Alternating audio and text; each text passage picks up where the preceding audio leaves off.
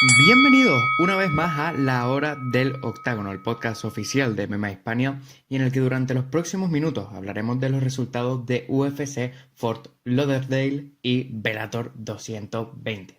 Además, haremos como siempre un repaso de las últimas noticias del mundo de las artes marciales mixtas y una previa de las carteleras que vienen la semana próxima. Aquí empieza La Hora del Octágono.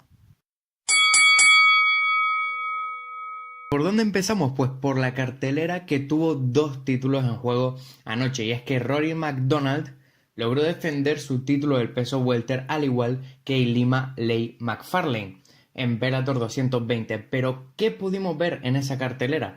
Pues Rory MacDonald no venció en su combate, sino que empató por decisión mayoritaria contra John Fitch. Aunque el título estaba en juego y que formaba parte de ese torneo del peso welter que está llevando a cabo durante este año Bellator, Rory MacDonald, debido a este empate por decisión mayoritaria, al igual que ya le pasó a Tyron Woodley en la UFC, sigue siendo el campeón de ese peso y defenderá su título dentro de prácticamente un mes y medio contra Neiman Gracie.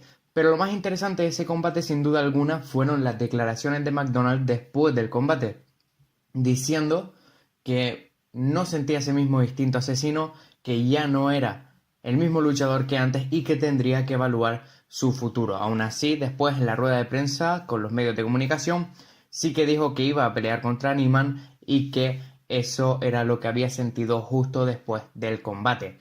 Mientras tanto, Ilima Lei Macfarlane logró vencer a Beta Arteaga por KO técnico en el tercer asalto, y fue una decisión de los doctores, ya que Ilima Lei, a pesar de haber estado perdiendo ese combate, logró conectar un gran codazo de derecha que abrió la frente de Beta Arteaga y que no la dejó seguir peleando en un combate que iba ganando al menos en los anteriores dos asaltos. Un combate que seguramente se volverá a repetir a finales de año en la última cartelera que tendrá Bellator en Hawái. Además, en la cartelera principal, Benson Henderson logró vencer a Adam Piccolotti por decisión dividida, Phil Davis logró vencer de nuevo a Liam McGeary por KO técnico en el tercer asalto y Gaston Bolaños logró vencer a Nathan Stollen por KO técnico en el primero.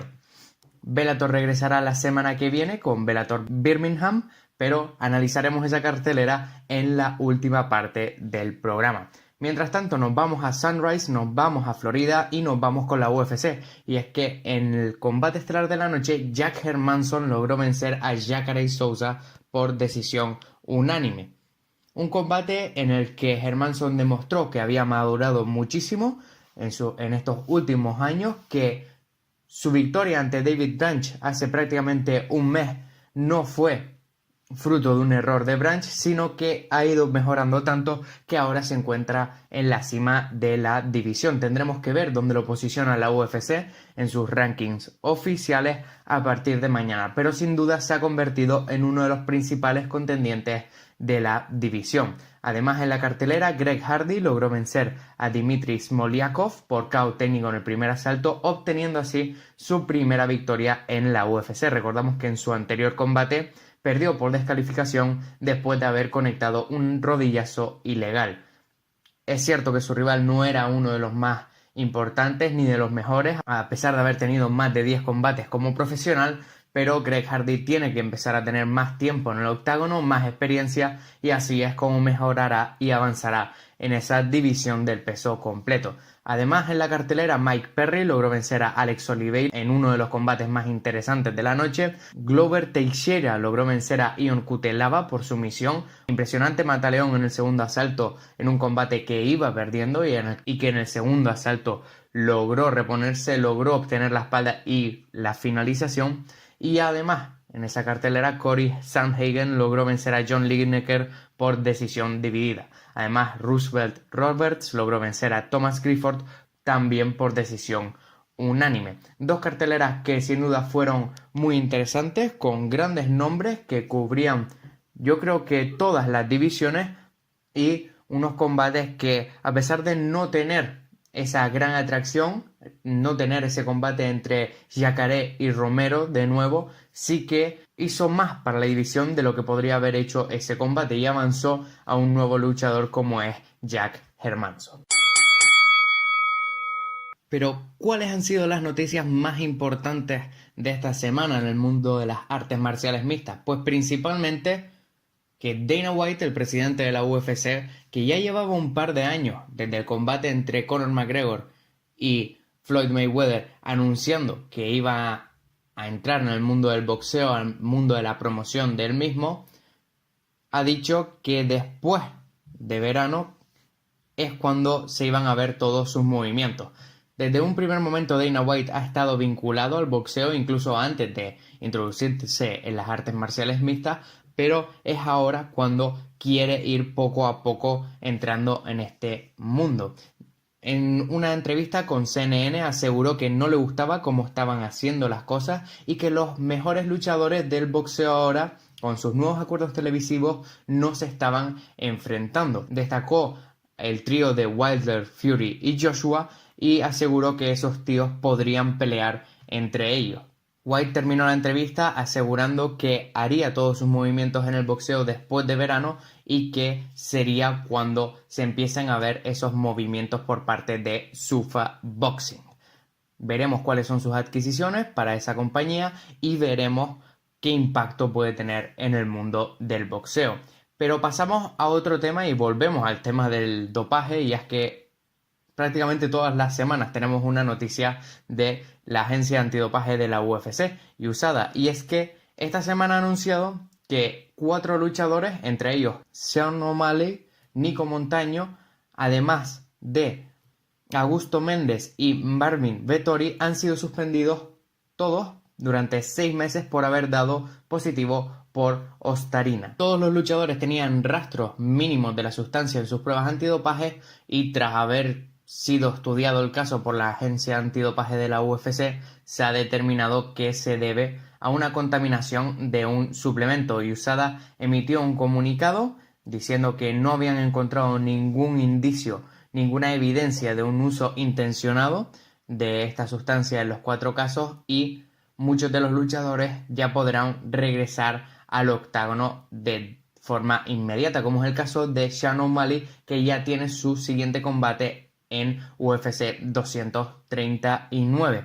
O'Malley dio positivo en 2 muestras recolectadas, tanto el 5 de septiembre como el 8, y ambos positivos fueron tratados como la misma violación, sobre todo por las cantidades encontradas en la muestra. Como la sanción de O'Malley empezó el 19 de septiembre, ya puede regresar al octágono. Montaño, la ex campeona de la UFC, dio positivo el pasado 25 de octubre y fue suspendida de forma provisional el 15 de noviembre del mismo año.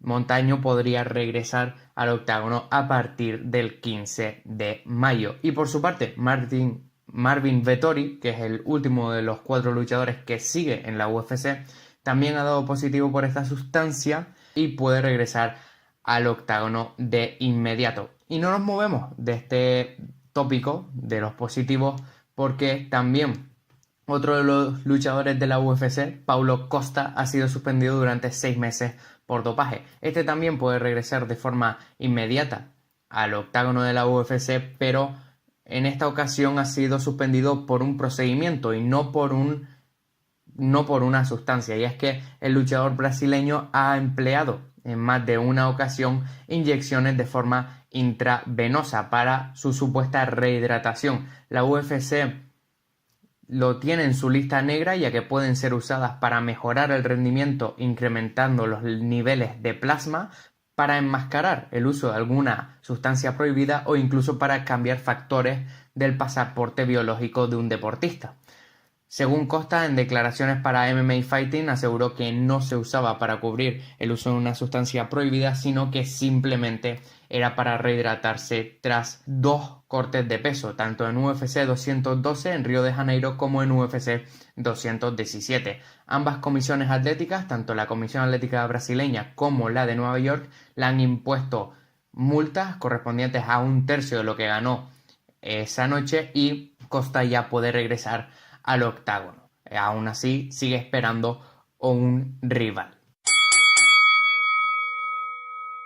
¿Y qué carteleras podremos ver la semana que viene? Pues también tendremos dos y también serán ambas el sábado. Por parte de la UFC, esta regresa a Canadá, al Canadian Tire Center en Ottawa. En el combate estelar de la noche, Al Iaquinta regresará al octágono para enfrentarse a Donald Cerrone, que vuelve a bajar desde el peso welter al peso ligero después de haber vencido a Alexander Hernández en su primer combate de vuelta desde que perdió ese combate por el título contra Rafael dos Anjos. Por su parte, Al Iaquinta, desde que perdió contra Khabib Nurmagomedov el pasado abril, ha logrado vencer a Kevin Lee en diciembre y desde entonces ha estado tanteándose qué o quién es su siguiente rival en el octágono, y este parece ser el momento adecuado para continuar. Y es que Donald Cerrone no solo tiene uno de los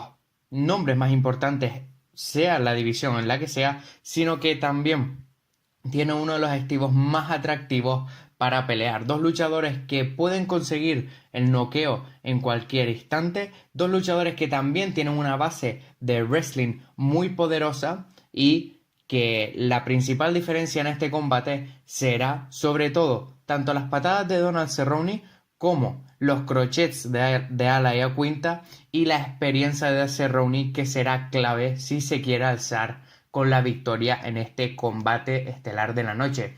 Mientras tanto, en el coevento estelar, Derek Brunson regresará al octágono después de haber encarrilado dos derrotas consecutivas, y es que Brunson perdió contra Jacare en enero del año pasado, y en noviembre, cuando regresó al octágono, también perdió contra Israel Adesanya. Ambos fueron caos técnicos, y desde entonces ha decidido seguir entrenando, mejorando en esos aspectos en los que ha fallado, ya que ambas derrotas fueron en el primer asalto, y mejorar a partir de entonces. No ha sido el mismo camino que su rival, Elias Theodorou, que ha logrado encarrilar una racha de 3 combates consecutivos venciendo. Y es que Theodorou no pierde desde julio de 2017. Desde entonces, victorias sobre Daniel Kelly, Trevor Smith y Eric Anders, que lo han propulsado a la cima de la división. Una victoria contra Brunson sería clave y sería la demostración de que sigue evolucionando como luchador de artes marciales mixtas, que sigue por ese camino para alzarse con el título y que ya está en ese top 10 para pelear contra los mejores. Por su parte, ¿qué tendremos por parte de Bellator? Y es que no es una gran cartelera repleta de nombres que todos conozcamos, pero sí que tiene algunas perlitas. Y es que Bellator regresa a Birmingham, regresa a Inglaterra y tendrá como combate estelar de la noche a Brent Primus, que se enfrentará a Tim Wilde. Un Brent Primus que viene de haber perdido su título del peso ligero contra Michael Chandler el pasado diciembre y que buscará regresar a la cima de la división para poder volver a pelear por ese título. Por su parte, Tim Wilde. ¿Qué conocemos de Tim Wilde? Pues que será su debut con Bellator. Ya ha estado en compañías como Bama, como Cage Warriors, y ha logrado encarrilar una racha de 3 victorias consecutivas, 2 de ellas finalizando a sus rivales. Un luchador que principalmente va a ir a atacar, va a ir con su gran poder de noqueo, ha noqueado a 6 de sus 12 rivales a los que ha vencido y que tratará de poner un espectáculo en su tierra natal. En el coevento estelar de la noche, ¿a quién tendremos? Pues a Derek The Stallion Campos, que viene de haber perdido en sus últimos 2 combates contra Patricio Freire y Sam Sicilia, 2 de los mejores luchadores de la división, y que tratará de regresar a la racha de las victorias enfrentándose a Pedro Carvalho. Un Pedro Carvalho que ha vencido en sus 2 primeros combates en Bellator, ambos. El último de ellos por sumisión en el primer asalto, y que tratará de imponerse sobre un Campos que es uno de los nombres más reconocibles de la compañía. La cartelera para Bellator pues también tiene otros grandes combates, o al menos muy interesantes, como el regreso de Fabian Edwards, el hermano de Leon Edwards, que podemos ver en la UFC. También tenemos a un luchador que estuvo en la UFC y que tendría que haber participado o haber entrado en la compañía, pero debido a problemas con su visado no pudo hacerlo, como es Saul Rogers. También tendremos a Brian Moore y a Jim Wallhead, luchadores muy conocidos por su estilo agresivo, por su estilo de no parar y que podrán poner un gran espectáculo el próximo fin de semana para Bellator. Pero hasta aquí llega este programa de la hora del octágono. Yo soy Adrián García, redactor y editor de memahispania.com y esto ha sido la hora del octágono.